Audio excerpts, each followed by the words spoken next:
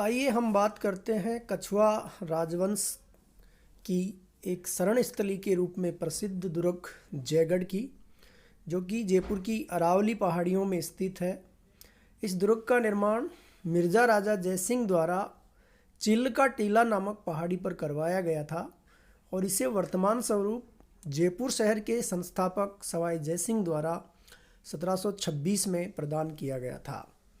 इस दुर्ग के वास्तुकार भी जयपुर के वास्तुकार ही थे, जिनका नाम है विद्याधर भट्टाचार्य।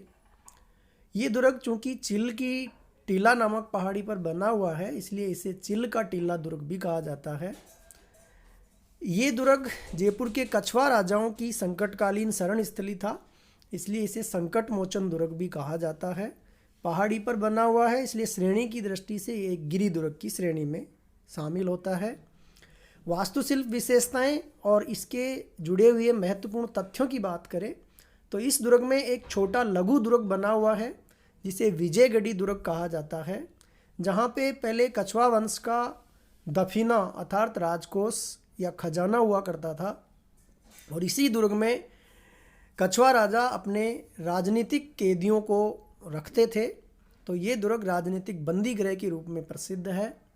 इस दुर्ग में 7 मंजिला प्रकाश स्तंभ, जो कि दिवा बुर्ज के नाम से प्रसिद्ध है, ये एकमात्र दुर्ग है राजस्थान का जहां तोप डालने का एशिया का सबसे बड़ा कारखाना है, जिसका निर्माण मिर्जा राजा जयसिंह ने करवाया था। इसी दुर्ग में एशिया की सबसे बड़ी तोप जयबाण तोप है, जिसकी लंबाई लगभग 20 फुट है और मारक क्षमता लगभग 22 मील है। इस तोप का निर्माण सवाई जयसिंह ने 1720 में करवाया था। ये जयबाण तोप को एक बार चलाया गया था, ऐसा मान्यता है, ऐसी जनश्रुति है कि जब इसको चलाया गया था तो इससे निकला हुआ गोला जयपुर की रियासत के चाकसू कस्बे में जाकर गिरा और गिरने से जो गड्ढा हुआ उससे गोलीराव तालाब बना।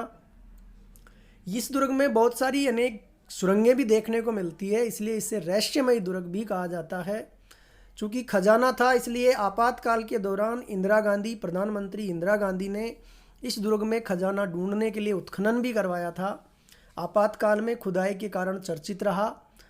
इस दुर्ग की एक खास विशेषता ये भी है कि इस दुर्ग में वर्षा जल संग्रहण की एक खास पद्धति को अपनाया गया है। अरावली की पहाड़ियों के बीच ये दुर्ग, इसमें चारों ओर से जब वर्षा जल है वो नालियों के माध्यम से एकत्रित होता है। इसमें जल संग्रहण के लिए एक टाँका बना हुआ है, उस टाँके में बहुत सारी नालियों के माध्यम से वर्षा का जल आकर संग्रहित होता था। तो इस तरीके से जयगढ़ दुर्ग एक संकटकालीन शरण स्थली भी रहा है तथा अपनी एक अद्भुत वर्षा जल संग्रहण की तकनीक के लिए प्रसिद्ध है तथा एशिया का सबसे बड़ा तोप ढालने के कारखाने के लिए भी प्रसिद्ध है और एशिया की सबसे बड़ी तोप जयबाण के लिए भी ये दुर्ग प्रसिद्ध है।